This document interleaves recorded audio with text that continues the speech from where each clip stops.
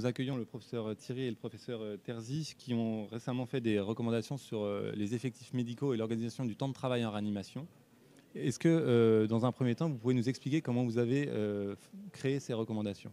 Oui, donc le premier point, c'est que le décret de 2022 n'a presque pas mentionné la question des effectifs et des organisations médicales. Le deuxième point, c'est qu'il a semblé important que la spécialité se saisisse de ces questions-là, comme d'autres questions structurantes pour la discipline. Et donc, la démarche a été initiée conjointement par la SRLF et le CNP, avec l'idée de produire dans le temps un certain nombre de documents émanant de la spécialité, bâtis sur une méthode scientifique de type recommandation formalisée d'experts, et qui puissent, au fil du temps, être structurants et être des documents créés par les professionnels pour l'organisation générale de la réanimation. Donc c'est dans ce contexte-là que les recommandations ont été élaborées. La façon de les élaborer a été la suivante. Un groupe de coordonnateurs de 3 personnes, donc le professeur Nicolas Terzi, le docteur Khaldoun Kuteyifan et moi-même avons coordonné cette recommandation. Et un groupe d'experts a été désigné qui comporte des médecins d'hôpitaux universitaires et non universitaires, de réanimation adulte et de réanimation pédiatrique, des médecins qui travaillent dans le secteur privé, des médecins qui travaillent dans des centres de lutte contre le cancer et des médecins qui représentent l'ANJMIR, l'Association nationale des jeunes MIR.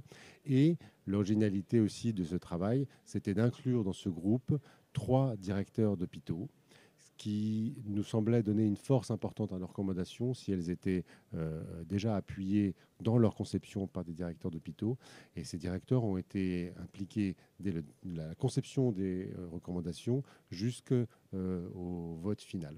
Donc voilà comment ces recommandations ont été constituées. Est-ce que vous pourriez nous donner maintenant les grandes lignes de ces recommandations? Alors, bien sûr, donc ces recommandations, elles ont traité à la fois des effectifs médicaux et de l'organisation du temps de travail. Donc, les premières recommandations concernent le nombre de médecins nécessaires par lit de soins critiques. Et l'ensemble des experts se sont mis d'accord et ont suggéré le nombre de lits maximum par médecin en réanimation est un médecin pour 6 lits maximum. Concernant les unités de soins intensifs polyvalentes, il a été suggéré par les experts qu'un médecin devait s'occuper au maximum de 8 lits de soins intensifs polyvalents. Et concernant le nombre de médecins nécessaires lors de la permanence des soins, aussi bien la nuit que le week-end, les experts ont suggéré qu'il ne fallait pas plus de 14 lits par médecin de garde, ce qui implique qu'au-delà de 14 lits de soins critiques, il faille tendre vers 2 médecins présents pour assurer la sécurité et la qualité des soins. Alors on a ajouté d'autres dispositions, une qui concerne le temps hors clinique. Il a été mentionné que dans les services qui reçoivent les étudiants de 2e ou 3e cycle, il fallait 2 demi-journées de temps hors clinique par semaine. Et une autre disposition concerne ce qu'on a appelé le travail hors les murs, c'est-à-dire qu'en activité de jour, il faut qu'il y ait un médecin qui soit dédié à l'activité hors des murs, c'est-à-dire le bip, le téléphone, aller voir les patients dans les autres services, etc.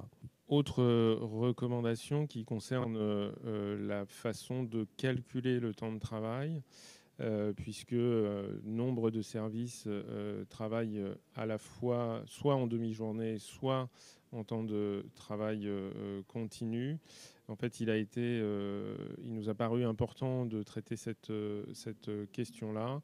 Et donc, nous avons convenu qu'il ne pouvait pas y avoir de différence dans le calcul du temps de travail, à condition de considérer que la durée de la permanence des soins, c'est-à-dire de la garde, compte comme 3 demi-journées, ce qui permet de coller à la réalité, puisque la permanence des soins actuellement fait 14 heures. Et en ce qui concerne la durée de la garde, les experts ont considéré, avec des preuves dans la littérature assez solides, que le temps de travail consécutif ne devait pas dépasser 16 heures. Et ce qui veut donc dire que le principe de garde de 24 heures qu'on fait tous actuellement n'est pas retenu dans les recommandations. La durée limite est de 16 heures. Il ne me reste plus qu'à vous remercier tous les deux pour toutes ces explications et ces précisions très intéressantes, et puis une bonne suite de congrès. Merci beaucoup.